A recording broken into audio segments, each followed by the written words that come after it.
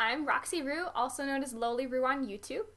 I am here to do a voice actor 101 for amateur voice acting for machinimas or the like on the internet. Number one, you need a good microphone. I know you keep hearing this over and over again from your directors that you need a good microphone, but honestly, you need a good microphone. I personally use a Blue Snowball. I used a program called Invisible Hand. You download it onto your computer and it helps you search for the cheapest option of any product you're searching for to buy online. So instead of buying a $90 microphone, I got it down to $60 even with shipping. If you want to go through and get a Blue Yeti or something more on the lines of professional quality microphone and you have the cash for it, then do it. Honestly, it will pay off in the long run.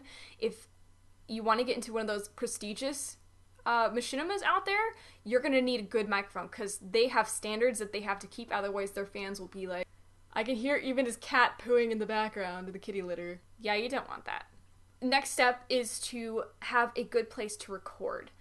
I personally use a sofa fort. It's free, you just use the cushions from your sofa and take your microphone and your lines along with you and then just start recording. Next step is to get a demo reel done. It's what professionals do, it's what even amateurs should do. It should show the widest range of what your voice is capable of, so it's an example to any potential directors just happening upon your YouTube page. If you don't have a YouTube page, then you're kind of out of luck. You might want to make one because that's where most of the machinima making community is located. Quick plug here.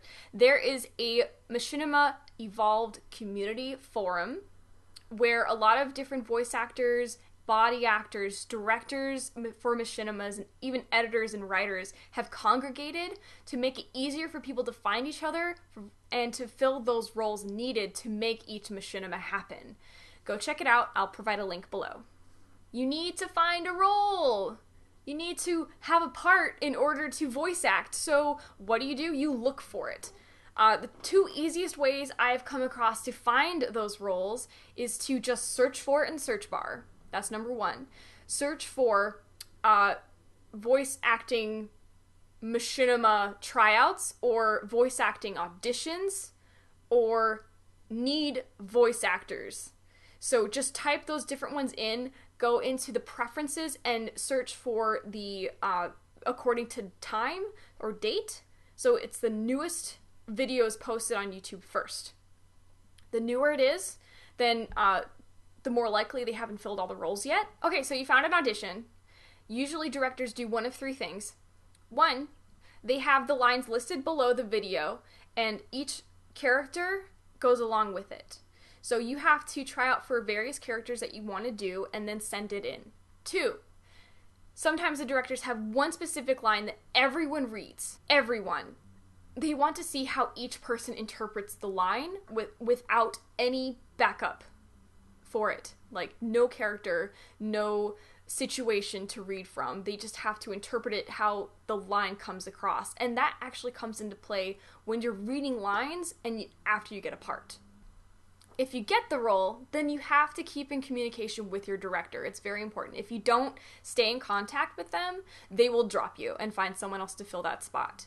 Email, Skype, YouTube messaging, Facebook. There is so many ways to keep in contact with that person. Usually it's just Skype or email. It's email most of the time because that's how people send their files. You have your lines in front of you and you're recording inside your sofa fort. How do you start? First off, you have to prepare your voice.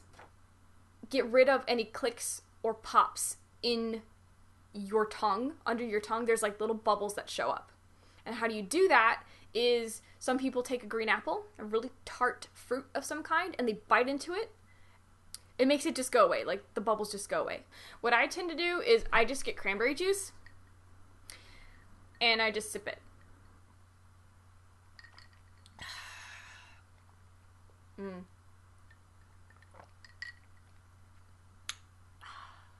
It's tasty. Now that you have your character set and your lines in front of you, you need to read the entire script. The entire part that they have has all these ins and outs. Certain things cause certain things to happen. Even if they don't have everything laid out, there's so much you can tell for your character just through context in the dialogue. How do they react to certain situations? Does their family influence their actions in a later scene? All this comes into play, and you need to understand your character before you act as them. Otherwise, it just won't be believable. Now that you've read the entire script and you understand your character, then you start voice acting. You need to record more than just once. I usually say the line 3 times, 3 different ways. So say the line is, I don't know what that guy's thinking, man. I don't know what that guy is thinking. I don't know what that guy is thinking. See, it's not that hard. Giving those 3 examples to your director gives them the freedom to choose whichever one fits the situation best in their mind, because it is their story. They may know how your character acts even if you don't. When you're done with all the lines, all of them are recorded, don't just send them the raw file. You need to take that file and edit it so there is no extra space between each line, and so there's no more than 3 versions of each line. You need to condense the file from here to here. You also want to ask your director what file format they usually use and what they prefer. They will appreciate that. It makes it so much easier. They usually use MP3, but sometimes they ask for a different format. Then you just attach it to an email and then send it on their way. You are done. You don't have to worry about anything else unless the director asks you to redo a line that you messed up. So you're done. Time to start over. So you have to search for another role and stuff. Some quick things before I go.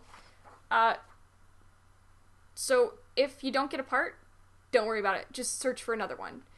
If you've worked with a guy before and he casts someone else in front of you, don't feel bad. It happens all the time, even in the movie industry. As a voice actor, expect disappointment. There will be directors that will disappoint you. Some directors will work with you for a while and then just never talk to you again. There are directors that will hire you as a main character and then all of a sudden they will drop off the face of the planet. It happens. People have lives. Stuff happens. Like, they break their Mac computer.